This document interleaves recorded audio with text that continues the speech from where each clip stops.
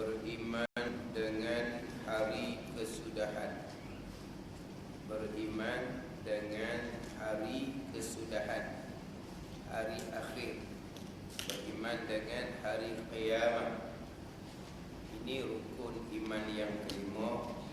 Jadi pembicaraan terdahulunya pergi kepada pembicaraan selepas daripada mati alam barzakh, yang mana beriman dengan hari kemudian ini beriman daripada perkara yang berlaku selepas daripada kita mati sampailah kepada masuk syurga dan neraka.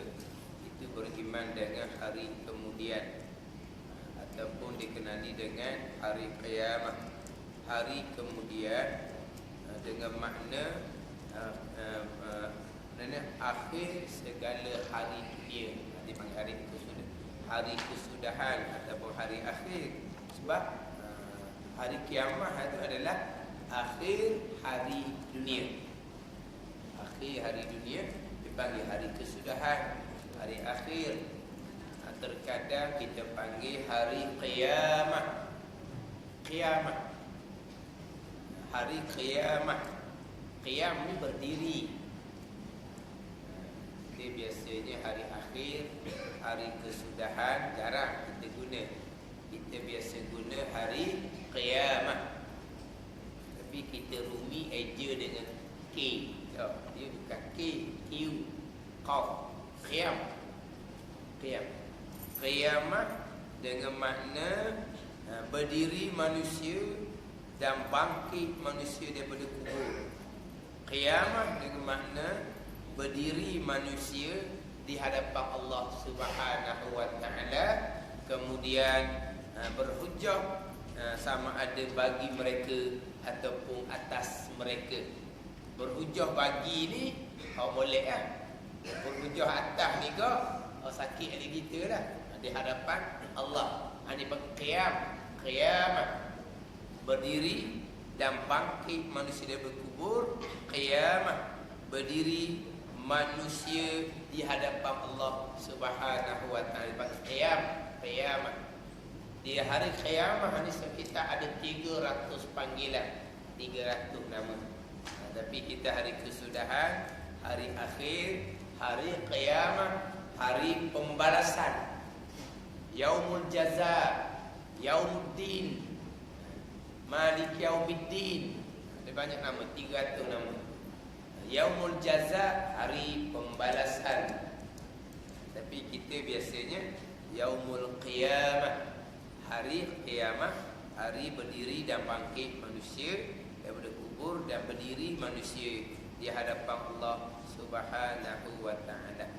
Jadi terdahulu pembicaraan berkaitan dengan barzakh.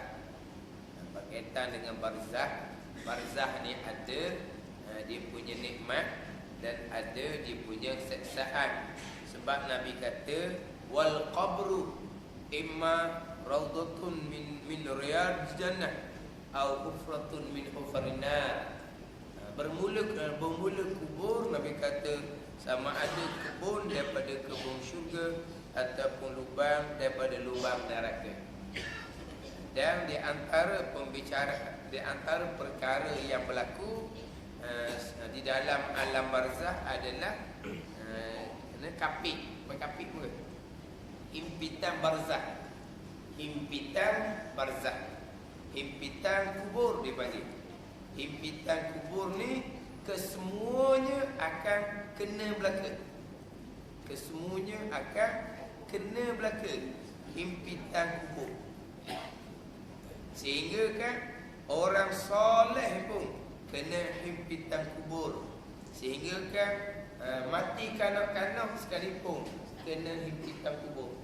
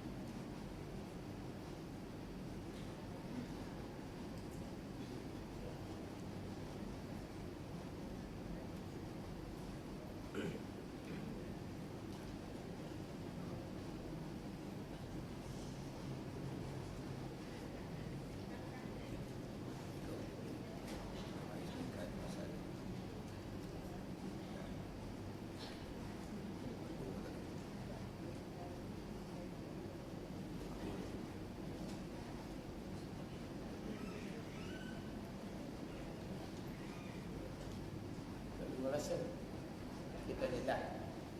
Tak ada tu.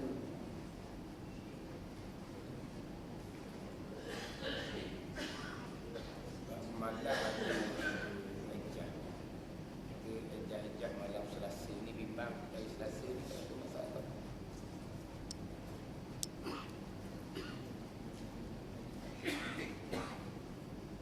Kalau sebelum tu dengar tapi dengar tak jelas. Sebelum ni tak tahu. Dalam okey. Dalam okey.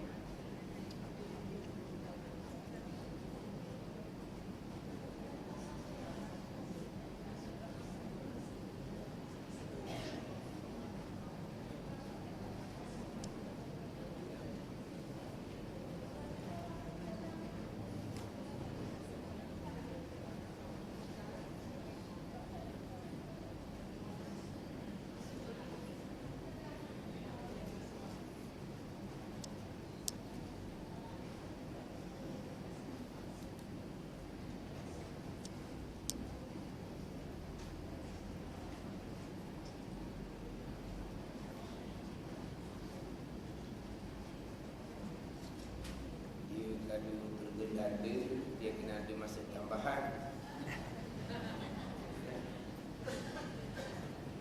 Tengok pemain bola tu kan, kalau banyak tergedala, kecederaan ke apa ke, banyak masa dia tambah. Dia pun sama kan, tergedala 5 minit, tambah 5 minit.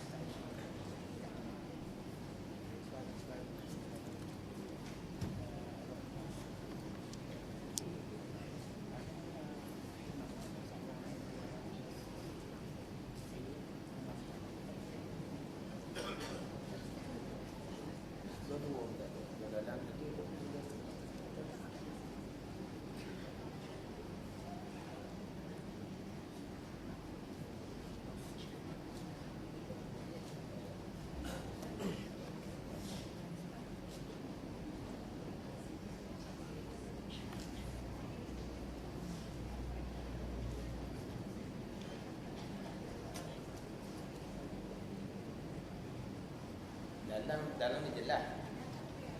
Kalau buku itu sekejap tak ada.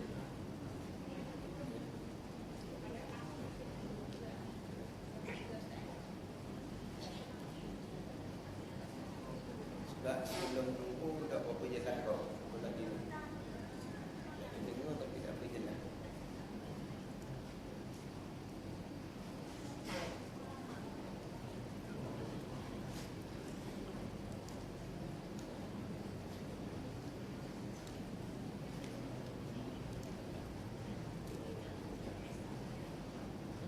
Sebab orang cara ni perlu bini. Mari dah. Tapi anggaran perlu bini berapa?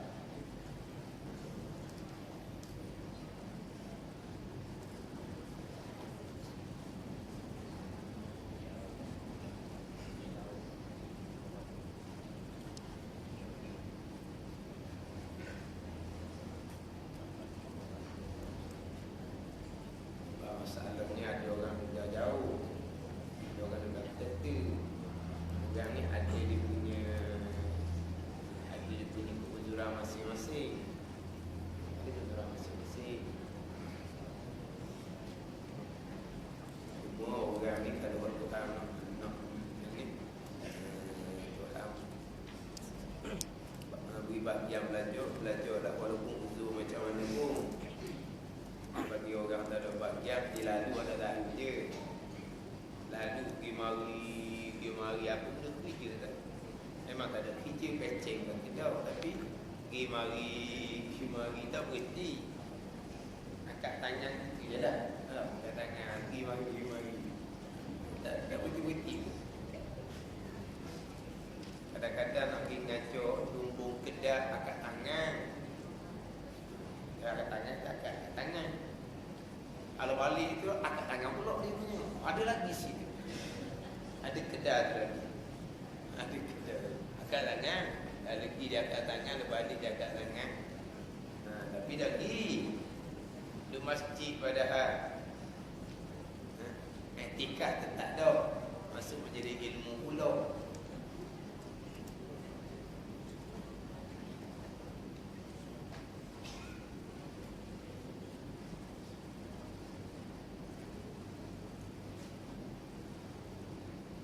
Kita terus sambung sekejap. Tengok bagaimana boleh ke tak boleh on the word.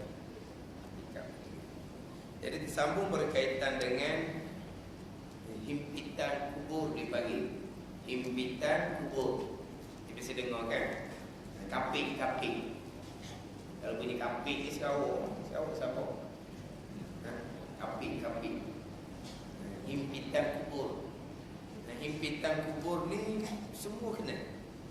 Walaupun orang yang soleh, walaupun kanak-kanak yang mati kecil, semuanya kena himpitan kubur, melainkan para anbiya. Dan setengah mengatakan melainkan Fatimah binti Asad radhiyallahu anha. Fatimah binti Asad ini adalah isteri kepada Abu Talib, ibu kepada Sayyidina Ali karramallahu wajhah, yang jaga Nabi, yang bela Nabi. Bila kita sebutnya Abu Talib pelihara Nabi. Dia pelihara budak ni. Pok ke lelaki ke puan? Puan lah. Ini jasa Fatimah binti Asad dan beriman dengan Rasul. Kita sebut Abu Talib tidak beriman dengan Nabi. Hak berjasa besarnya Fatimah binti Asad radhiyallahu anha, jasa besar dan beriman. Dia ada kelebihannya. Selain daripada itu, semuanya kena himpitan kubur. Hak ni sebagai sebenar dengar dalam radio, dia cerita bab barzakh. Kesemuanya kena himpitan kubur. Dia kata betul. Jangan berhenti setakat tu. Himpitan kubur kepada mereka-mereka yang beriman dan soleh. Himpitan manja dipanggil, bukan himpitan yang menyeksakan. Jangan kita faham himpitan kubur kesemuanya berselisih tulang rusuk, bukan. Yang beriman dan beramal soleh, himpitan kubur himpitan yang manja. Sebelum kubur tu diluaskan sekurang-kurangnya 70 hasta. Himpitan bukan selama-lamanya. Kemudian diluaskan 70 hasta. Jadi himpitan kubur orang beriman dan beramal soleh, himpitan manja, bukan himpitan orang kata berselisih tulang rusuk. Sedangkan dalam itu dia kata gitu belaka. Jadi hak kena himpitan seksaan itu orang kafir, orang fasik, kena himpitan yang menyeksakan. Tapi nak cerita semua kena himpitan kubur. Guna luar. Tak berkuat. Tak berkuat. Tak berkuat. Perlu ni. Luar ni tengok tak? Dengar. Luar tu dengar tanah. Luar tu dengar tak? Tanah. Tanah dengar.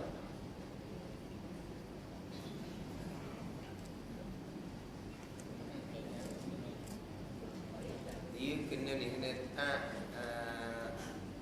masa 10 minit nak sambung kan, nak tambah ke? Kalau bola dia ada orang bangun cacar dia akak benda tu. 5 minit tambah masa.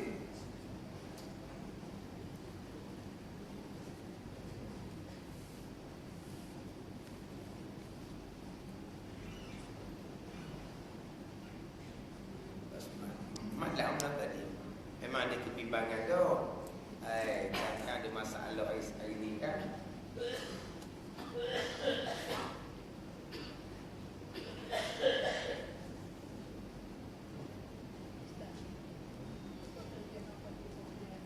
Itu kelebihan dia berpelihara Nabi, ada jasa besar dengan Nabi, adalah keistimewaan dia.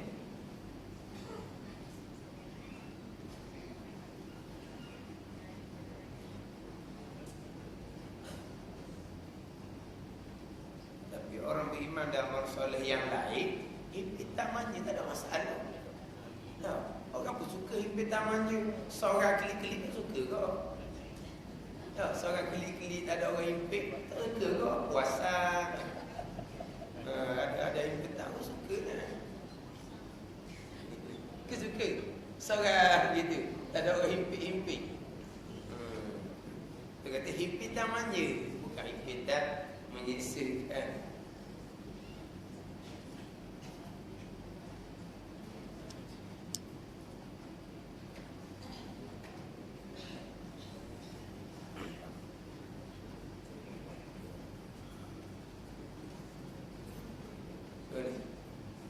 Dengar kat ni yang luar ni.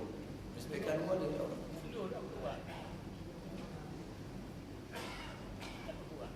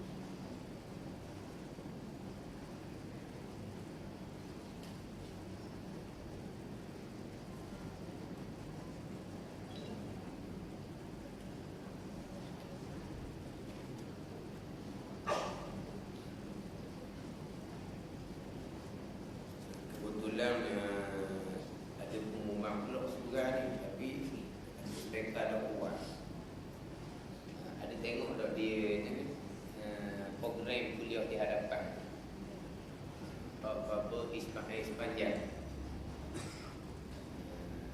hari Sabtu malam Ahad. Sabtu malam Ahad 12 hari bulan 5 dah. Sabtu malam Ahad. Jadi bapa dia akan baca kitab Mizan. Jadi kitab tu ada depan. Jadi kitab ni harga dia RM16. Sebab maklumlah dia kitab Thailand. Nilai yang pun dah sama dah. Jadi harga dia RM16.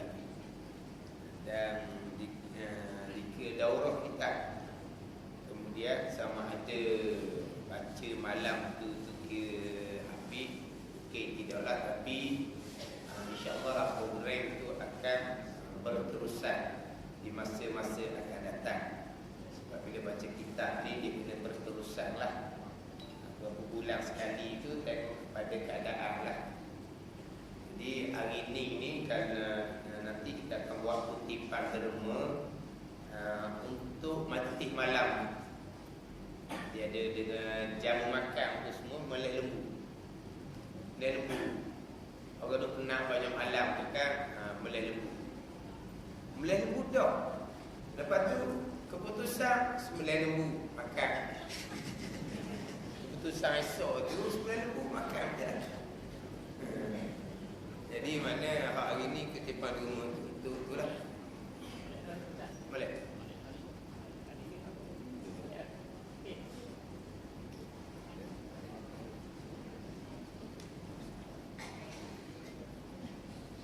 Jadi lagi lepas satu kitab kita jalan tak macam biasa lah. Tapi mana bukan derma untuk biasa tu tanah di hadapan. Tanah di hadapan tu kita akan buat kutipan lepas semula lah.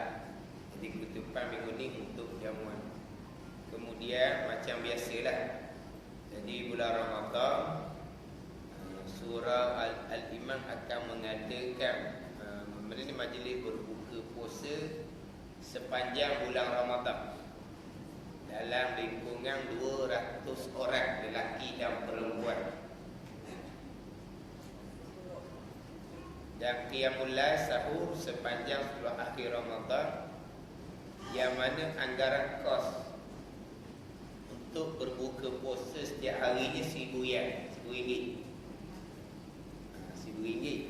200 orang. Kemudian sahurnya RM500. Tapi sahur ni sepanjang 10 akhir Ramadan lah. Bukan tiap-tiap pagi, tiap-tiap hari pula. 10 akhir Ramadan. Berbuka tiap-tiap hari. Berbuka tiap-tiap hari antara pembelanjaannya RM10,000. Kemudian sahur tu 10 akhir Ramadan, anggarannya RM500. Jadi hak ni sama ada dia sediakan tong ihya Ramadan ataupun ni berkumpul dengan pihak surau lah. Cuma hari ni cuma untuk program Pak Bapa Ismail sepanjang hari Sabtu malam Ahad. Baca kitab Mizan, kitab Tauhid, sebuah dengan harga RM16.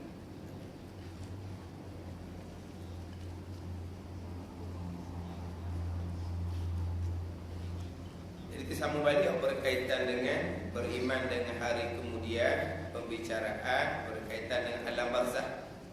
Kemudian tiup sangkakala yang kedua. Tiup sangkakala yang pertama dipanggil nafakhatul saqu ni, makna tiupan yang mematikan sekalian makhluk. Tiup sangkakala yang kedua dipanggil nafkhatul ba'ts. Nafkhatul ba'ts ini tiupan yang membangkitkan sekalian makhluk. Tiupan yang membangkitkan sekalian makhluk. Jadi ada dua tiupan sangkakala. Yang pertama qiyamah, yang kedua dibangkitkan kembali.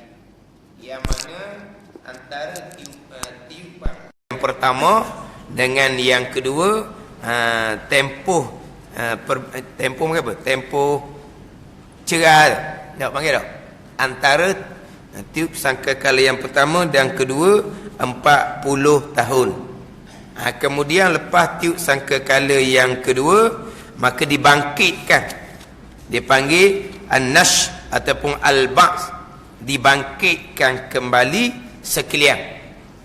Dibangkitkan kembali, nasyar ataupun al-ba'ts dibangkitkan kembali. Kemudian hasyar. Hasyar ni dihalau, dihimpun di mahsyar.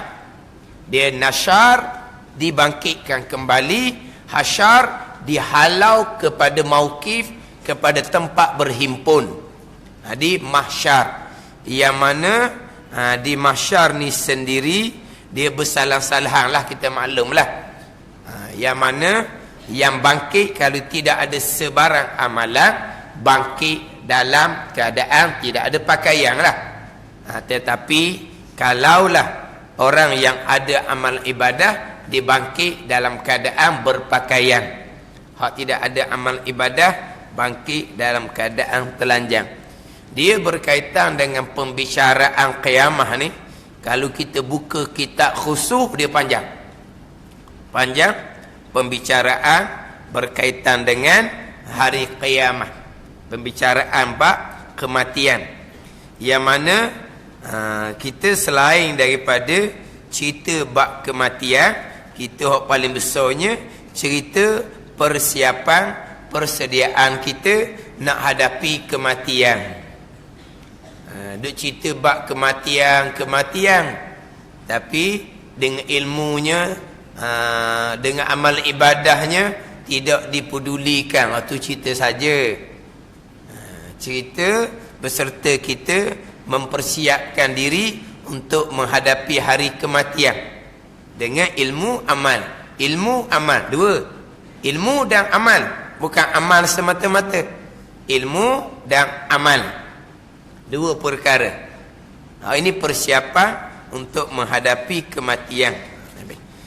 Selepas dia dibangkitkan kembali, lepas tiup sangkakala yang kedua, berhimpun di mahsyar ni, tak samalah ada yang mana berkenderaan, menunggang berkenderaan. Ini orang yang bertakwa.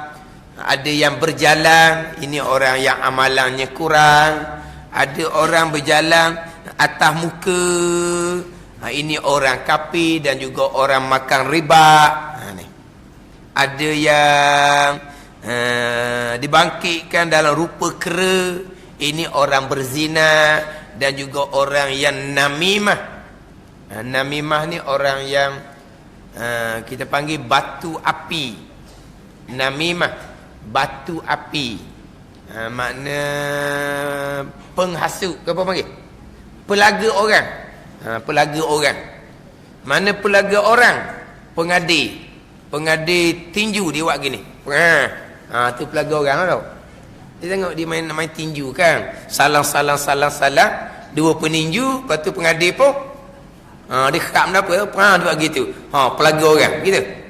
Ada ni namimah ni, dia bawa mulut. Dia pergi sebelah sini, dia pergi sebelah sini, cerita untuk supaya jadi berkelahi, jadi balah orang. Itu namimah. Hak Nabi kata, la yakul jannata namam, tidak dapat masuk syurga orang yang pelaga orang. Batu api tak akan masuk syurga. Yang mana pelaga orang dengan mengumpat ni berat pelaga orang lagi. Mengumpat haram, ijma' ulama, khilaf sama ada dosa besar ataupun dosa kecil. Adapun pelaga orang ni ittifaq ulama dosa besar. Ada. Mengumpat haram, ittifaq ijma' ulama haram mengumpat. Tapi haram ni ada dosa besar, ada dosa kecil. Jadi mengumpat haram, ittifaq ijma' ulama. Tapi besar ke kecil dosa tu khilaf ulama. Adapun pelaga orang, ijma' dosa besar, haram tetap dah dosa besar. Ni berat. Sebab orang mengumpat dicerita keburukan, dia tidak bawa kepada orang berkelahi. Hak ni memang dia nak jadikan orang berkelahi. Ni dia akan bangkit muka kera. Orang berzina dan orang yang pelaga orang. Sekarang jangan main sekarang ni. Orang cuba nak laga-lagakan orang. Kena jaga molek lah.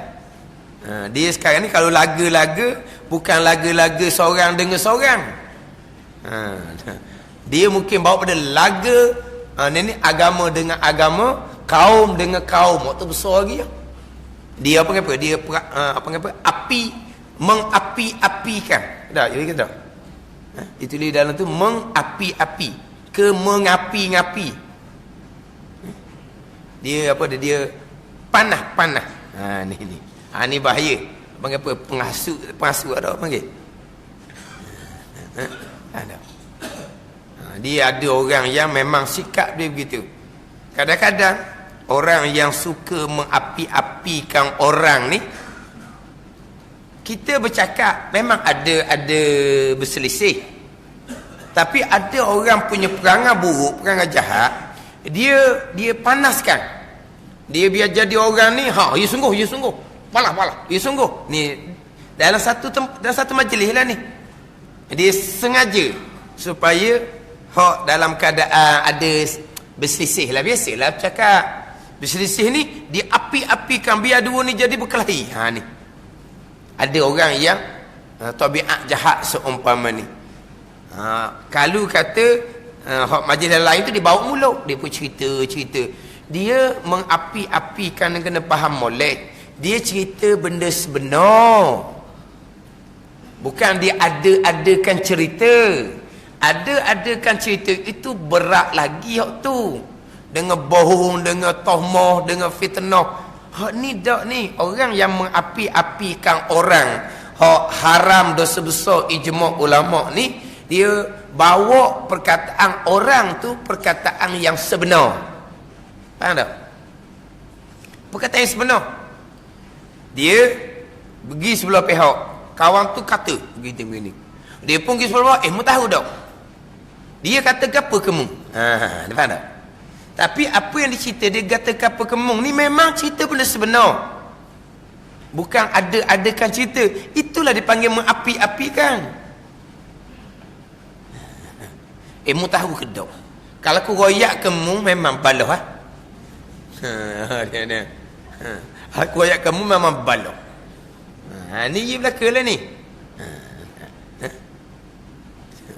Lepas tu jangan bawa mulut lah.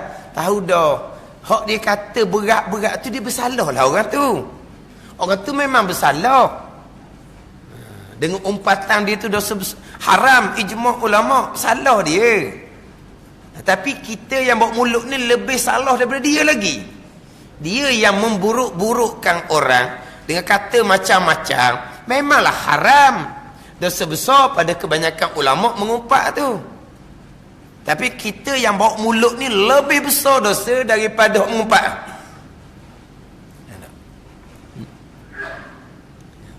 Bahkan kalau kebetulan orang nampak kita bercakap dengan orang hak dia tak berapa tu lah.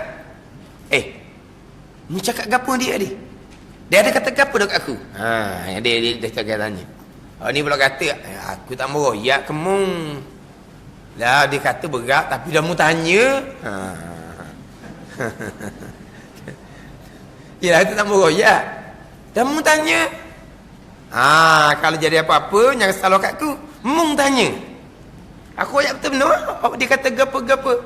Tapi memang jadi baloh jadi baloh cari aku sudah hak tu pun namimah. Apa panggil apa? Melagakan orang. Lepas tu macam mana? Wajib kita dusta. Jadi kalau cerita kita tu memang betul-betul bawa kepada bergaduh orang. Dia tak ada cerita apa kamu, tak apa hamun. Lepas tu sedap nak cakap lalu nak pelan raya kan, cakap pelan raya lah. Bukan cakap hamun. Padahal kawan tu dak kata gajah rima dia kata.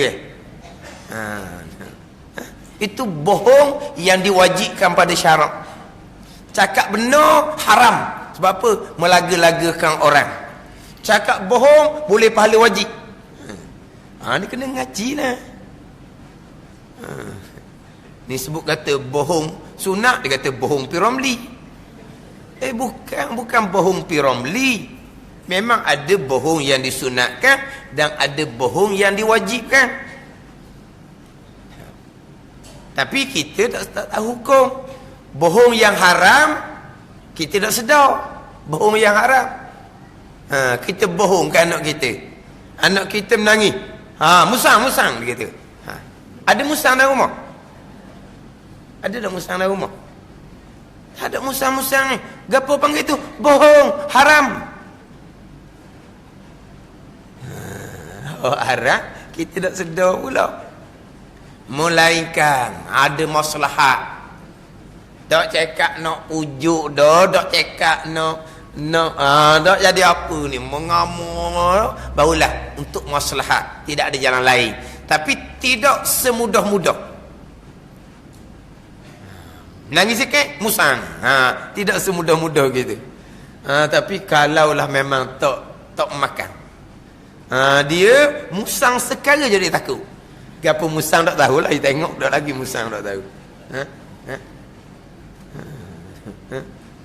Jangan royak musang, royak tiku. Kalau tiku tak bohong, memang tiku ada sama. Tiku ada sama kan.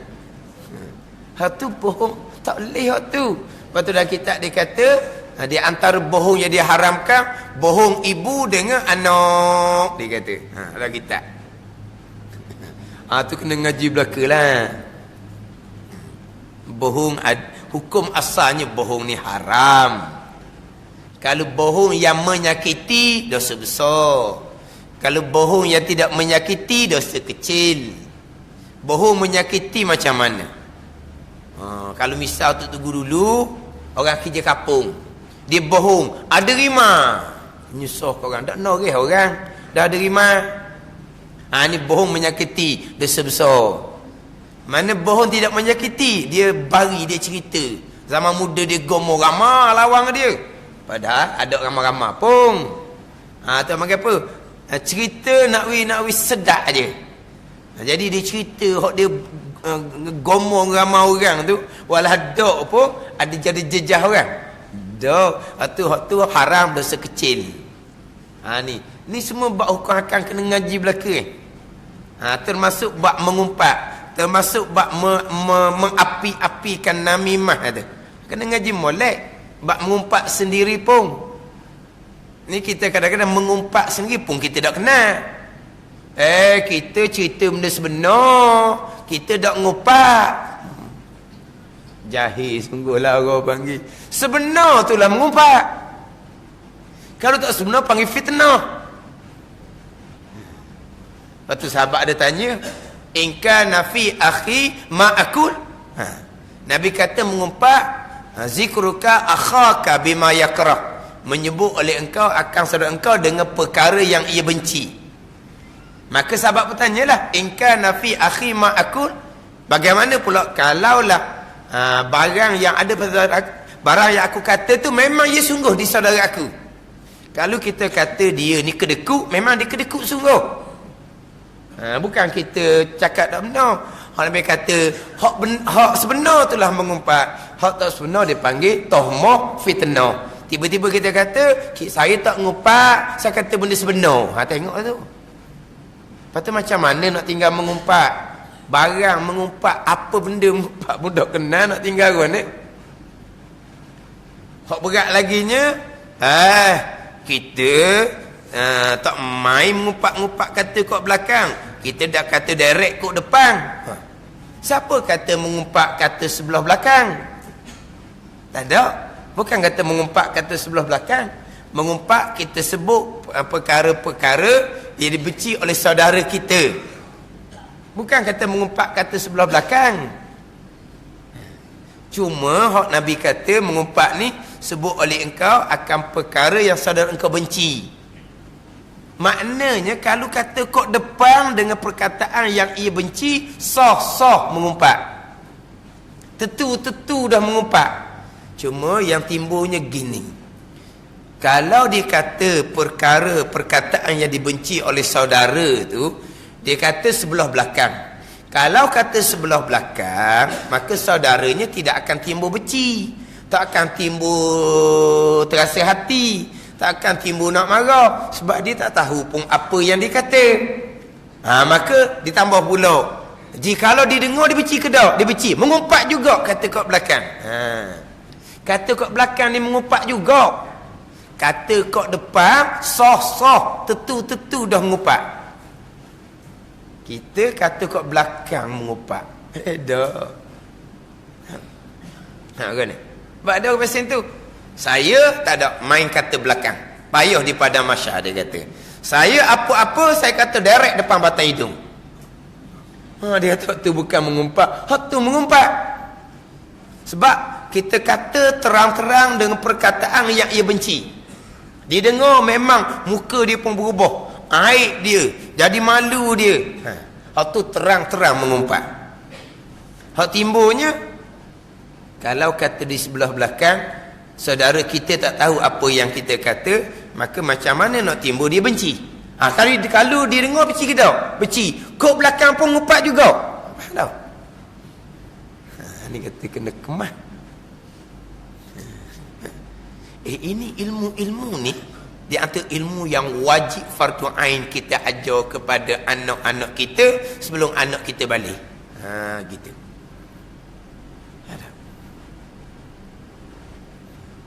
Ilmu yang wajib fardu ain kita tahu dan kita maklum, ilmu yang wajib fardu ain kita tahu wajib atas kita ajar pada anak kita sebelum dia balik. Biar dia kenal mengumpat tu apa, bohong tu apa dia. Bohong tu apa dia. Bohong ni kita cerita benda yang menyalahi. Bohonglah. Walaupun kita tak sengaja sekalipun, bohonglah dia panggil. Sebab apa? Sebab dia panggil tidak mutabaqatul khabar bil waqi'. Tidak bertepatan cerita dengan yang berlaku, bohonglah. Kita kata mati kawan tu, aksiden tadi. Hak sebenar-benar waqi'nya tak mati, dia pesang je. Selamat. Maknanya apa tu? Bohong. Saya tak bohong. Saya tak sengaja. Bohong yang tak sengaja. Jangan kata tak bohong. Cuma bila tak sengaja, tak dosa. Tapi orang panggil apa tu? Bohong. Kita kata, saya tak bohong. Saya ingat ke dia mati sungguh. Mungkin senyap dah. Senyap tu selok kata. Bukan dia mati. Pengsang. Kita kata mati. Tapi, hak kita cerita dengan hak wakil, hak berlaku sungguh, mati ke tak? Tak. Bohonglah. Tapi kita kata, saya tak bohong sebab saya tak sengaja. Tak kena jawapan tu. Saya bohong tapi tak sengaja. Bohong dipanggil bohong lah. Tapi tak dosa kerana tak sengaja. Dia ada takrif-takrif di belakang tu. Ngumpat ke, mengacung ke. Dia dalam bab jaga lidah lah. Contohnya melawak ke. Tahu melawak? Hak mega apa? Lawak mega. Tu. Melawak. Melawak ada hukum. Melawak yang berlebihan hukumnya adalah haram. Ya, baik. Dia melawak siapa ke apa? Panggil apa? Berdekok, berdekah-dekah apa? Kita kata ngilah tu nah. Koh-kohah. Mengilah. Mengilah ni bawa pada mati hati. Dia sunnahnya tabassum. Tabassum tu sunnah. Senyum. Itu kebajikan. Senyum. Sebab senyum ni melambangkan kelembutan hati. Kelembutan hati. Tapi senyum pun jangan main juga. Senyum lain pun ada juga. Tapi gitulah. Senyum ni melambangkan kelembutan hati, ketenangan hati. Kalau jenis cetung tu, cetung lah, faham tak? Cetung apa? Cetung. Hak mewek tu ke apa? Apa? Senyum. Senyum mewek. Kalau cetung? Masang cetung.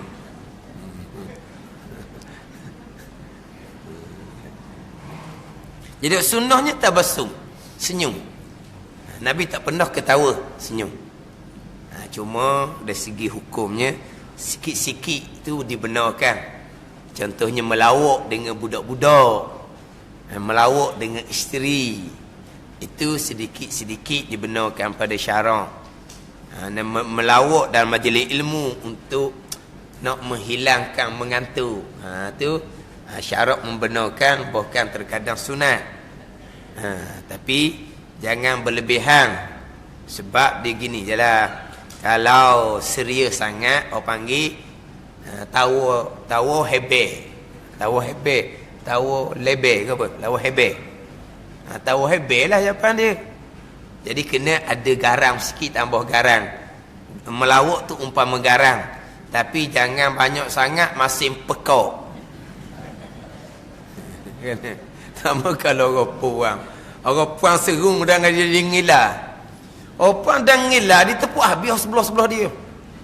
Dengan nganga, nampak anak tekok. Lepas tu sebelah tu habis dia tepuk. Kau kata udahnya lah. Atau orang apa? Ngila suti kapung. Apa ke? Dan ngila suti kapung dengar. Ni dia pesen tu. Ada orang jenis pesen ngila dulu baru cakap. Ada ngila dulu, ketawa dulu. Apa nak cakap dia ketawa dulu. Kita jadi ketawa sebab dia ketawa. Apa ni nak cerita tak tahu. Dia pun cerita tak lucu sekarang pun. Itu semua bab berkaitan dengan hukum hakam tu. Kena jaga mulai. Mengumpat pelaga orang dengan perkataan, dengan tulisan. Kena kira belakang ni. Ni masa learning ni kena kira. Ni masa learning ni banyak umpatan, banyak makian, banyak apa panggil apa, kejian, dan banyak fitnah masa sekarang ni. Kita jaga diri, kita jaga keluarga kita. Jangan kita jaga diri, jaga keluarga. Lepas tu macam mana? Kita banyak berzikir, kita ngaji Quran, kita buka kitab. Malah tidur. Mana mak haji ni tidur semua. Nantilah lepas esok baru kita tak mau tidur. Lepas raya esok barulah kita nak tu. Lain ni tambah. Apa? Nak tidur je. Macam ni. Mari macam-macam benda. Tambah nak tidur je. Tidur tak apa? Tidur tak salah apa? Tidak salah apa tidur je. Dan nak suruh ngaji Quran, malah. Nak suruh berzikir, malah. Nak suruh berselawat, malah. Apa tu? Dulu orang main duk buah bira tangga. Zaman dulu belah-belah cari gutu. Lain ni dah. Ada main bira tangga dah. Yelah pagar tutup rapat nak pergi buat bira tangga dia warna rapat pagar. Lain ni main telefon ni, telefon. Telefon pula ada package free tu. Package free tu daripada dapur, pas dalam bilik, pas luar, pas dalam bilik mandi. Panas telefon tu. Dah free, bang tak free. Dia ada awak pesen mana tak tahulah. Dia ada free, dia ada dalam sehari tu free. Kata apa panjang nak cakap? Free. Free. Ni dia lah. Dia cakap mula-mula ni cakap baik lagi. Dan banyak tu dia narak lah. Dia narak. Jangan. Jadi ni banyak benda-benda pelik-pelik ni. Jadi mainan-mainan pula dah. Kalimah syahadah pun jadi mainan. Sekarang nak masuk Islam tak payah la ilaha illallah Muhammadur Rasulullah. Sebut duit jadi Islam lalu dah. Kajak main lagi tu. Sampai sekarang ni boleh sebut dah pula. Syurga neraka.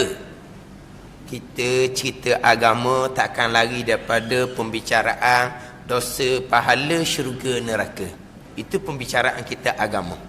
Bukan menetapkan siapa-siapa. Ada orang kata jangan jadi hakim menentukan seorang syurga neraka. Tidak ada hakim.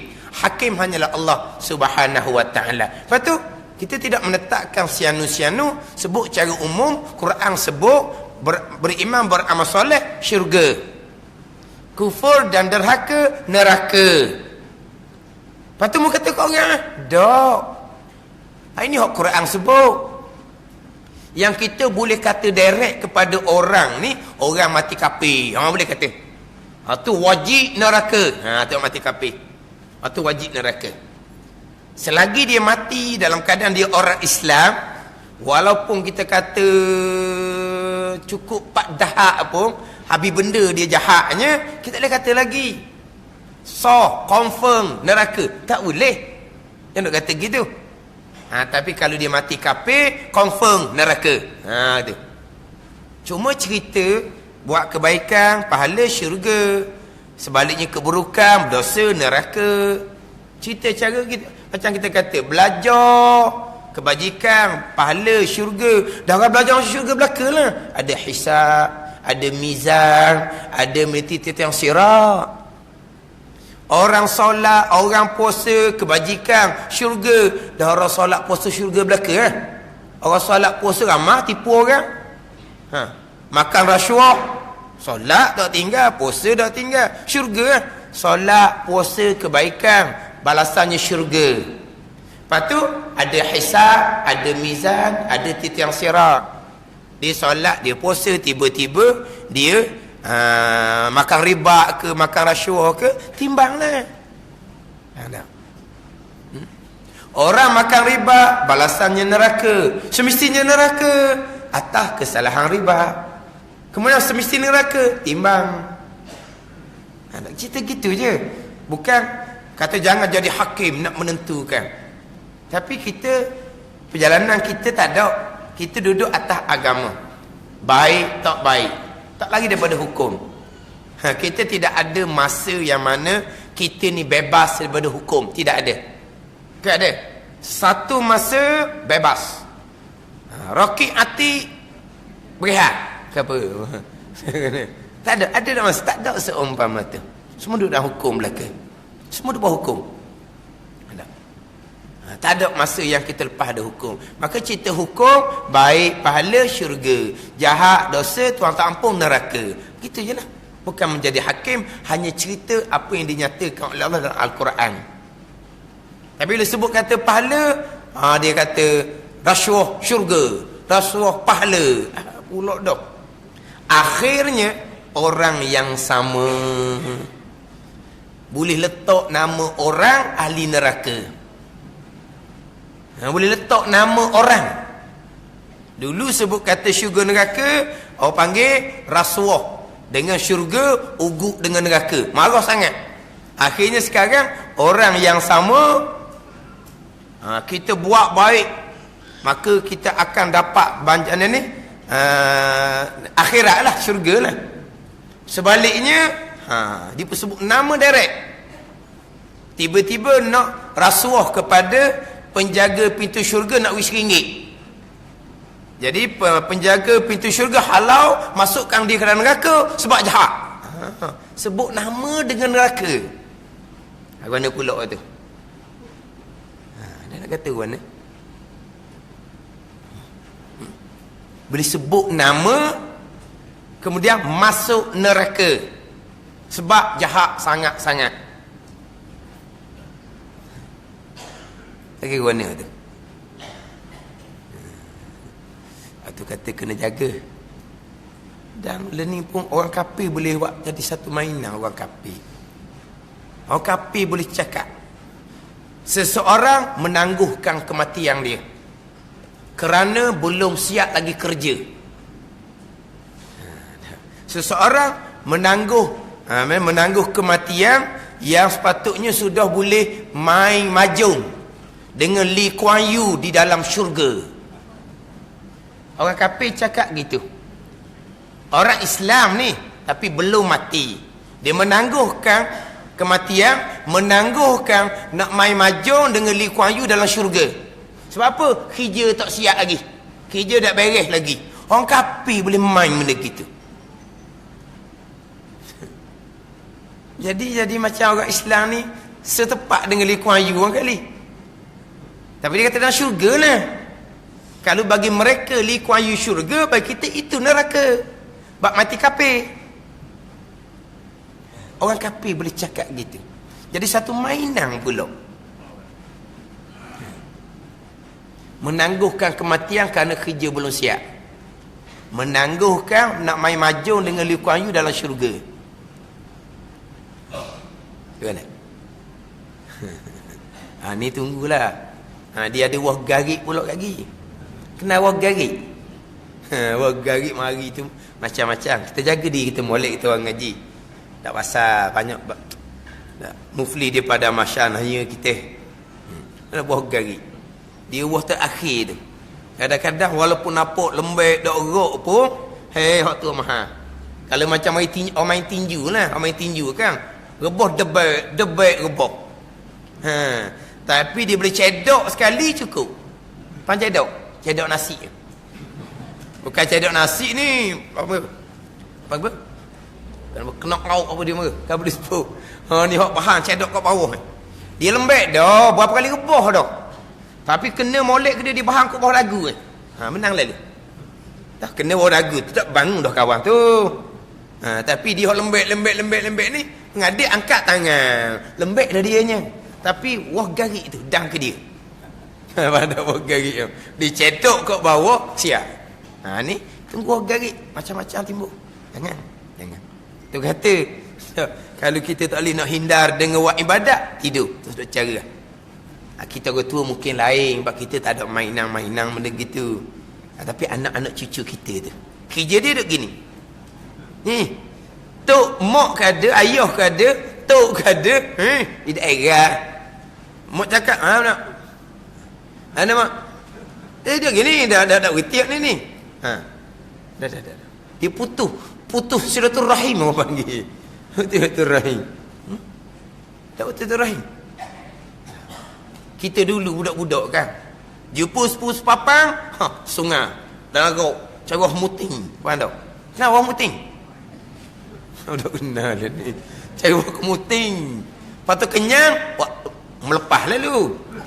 Tak kenyang makan orang muting. Alah ni tak ada. Kalau jumpa pun, ni telefon dia, ni telefon dia, mung aku. Gitu je lah. Jadi anak kita duk main sama ni. Macam-macam maklumat dia masuk Kita orang tua tak main. Lepas tu kata kena jaga, kena cerita hukum. Mengumpat tu apa dia? Namimah tu apa dia? Bohong tu apa dia? Mengumpat bukan hanya dengan perkataan, dengan tulisan. Mengumpat juga dengan isyarat. Isyarat pun mengumpat. Contoh Aisyah radhiyallahu anha pernah apabila sahabat Nabi berjumpa dengan Nabi SAW, keluar, Aisyah radhiyallahu anha mengisyaratkan dengan tangan. Nak kata sahabat tu renek, gendah. Aisyah tidak mengatakan dia rendah. Aisyah hanya isyarat dengan tangan. Nabi kata engkau telah mengumpat akan dia. Tengok. Isyarat dengan tangan. Bukan hanya dengan perkataan saja panggil mengumpat. Tambahan pula kalau kita acuk pula. Dia keluar daripada tempat kita, kebetulan di jalan tu apa tu? Kecah. Kecah you kat dah. Kecah. Kita pun buat. Mana tak buat? Orang pun ha. Jangan. Kita mengisyaratkan kekurangan seseorang. Itu lagi besar daripada kita sekadar isyarat dengan tangan gitu je. Kena cerita belaka. Dia mengumpat dengan perkataan. Kalau tidak ada rakaman, habis. Mengumpat dengan tulisan. Itu berpanjangan. Kena kira molek.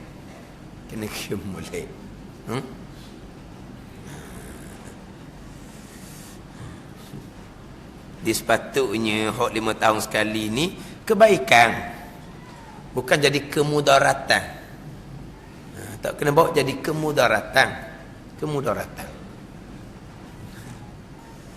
Itulah kita orang belajar jaga diri molek, jaga akhlak molek. Yang kita ikut sana jadi macam tak ada hukum hakam. Jangan. Apa perkara kita nilai molek lah. Sebab akan dibentang di padang mahsyar belaka. Setiap gerak geri kita mahsyar. Ingat gitu. Setiap gerak geri kita mahsyar. Kena jagalah. Boleh jadi macam-macam. Boleh menangguh kematian. Jadi orang hok bangkit daripada kubur kemudian dihalau ke mahsyar, kadang-kadang atas rupa babi, atas rupa kera, ada atas rupa babi itu makan rasuah, rupa babi. Ada yang jadi tuli, bisu. Orang ni orang yang ujub dengan ilmu dan amal. Ada orang yang dibangkitkan dalam keadaan kudung, kaki dan tangan, kerana dia menyakiti jiran. Dia ada bagai-bagai pesek.